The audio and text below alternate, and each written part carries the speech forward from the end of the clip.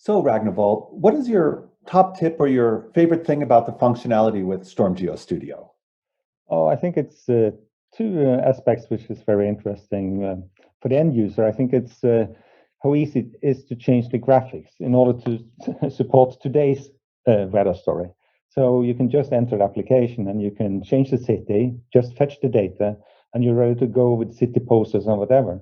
And if you are looking at the maps, you can change the region or area of interest and choose the parameter if you want to show a storm or if you want to show heavy precipitation or flooding or whatever. And I think that's a change in the way we operate today compared to the monoliths where you needed lots of people working on the graphics, on the data, connecting the data with the graphics and so forth. And they were also single purpose.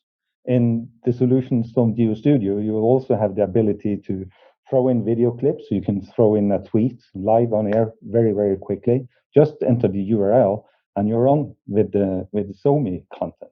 And that's unique because typically that was very difficult. You had to have the producer and somebody doing it in the control room, push the button and so forth.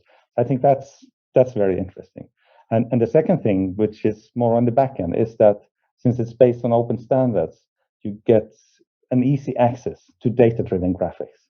And that's how you kind of can have an updated weather story. So you can change it continuously without going into the nitty-gritty and change the scenes and everything and do all the stuff we have done for many, many years.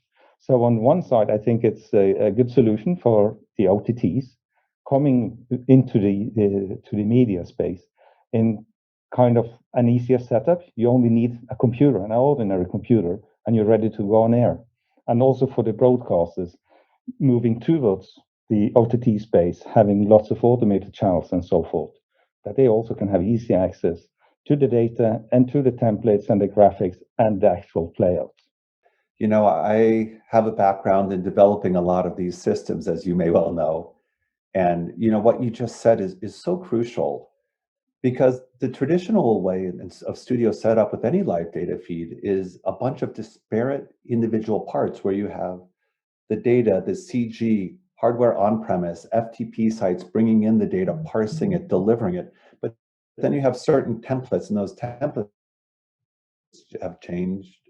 They change based on the conditions or what's needed for the broadcast. And it was terribly complicated to get any automated live workflow working with live data. And it's just amazing, looking at what we're able to do, that people can be up and running very quickly with a great set of data overlay graphics almost immediately.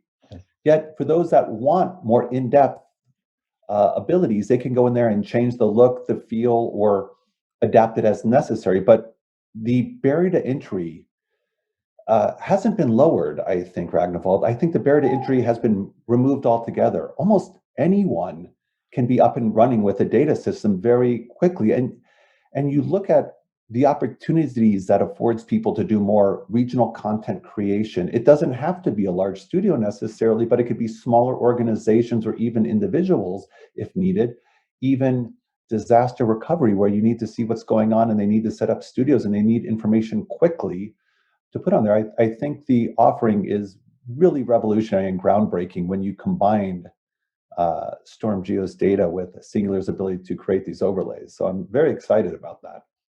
Yeah, the working title for the product was in fact Weather in a Box back in the days. So because we have this vision that the weather talent should in fact be able to do everything themselves. It shouldn't be all those people around or all those functions and operations. You should have a computer, you should have a camera, a microphone, and you should be able, more or less by yourself, to make the weather show. And also know during the pandemic, we've seen that most, at least there in Europe, weather shows has been moving outdoors. So it's kind of a good fit for the new way, the new normal, that it's actually possible for one person or 1.5 person to make the weather show outside. Well, you're absolutely right, and it's very interesting approach because we're all in the cloud with standards. Not only can you produce the content, but you can operate it from anywhere and you can deliver it to anywhere. There's abstraction layers that being in a production control room is really a thing of the past. Now, it can still work in that workflow for clients that have that set up, but it also is much more flexible if your operators are at home or you're delivering content to people on the other side of the platform. It gives more options to the users on how they want to create their content in their way. And I think that's an amazing benefit from this collaboration. Yeah, it's a very, very good offering for sure.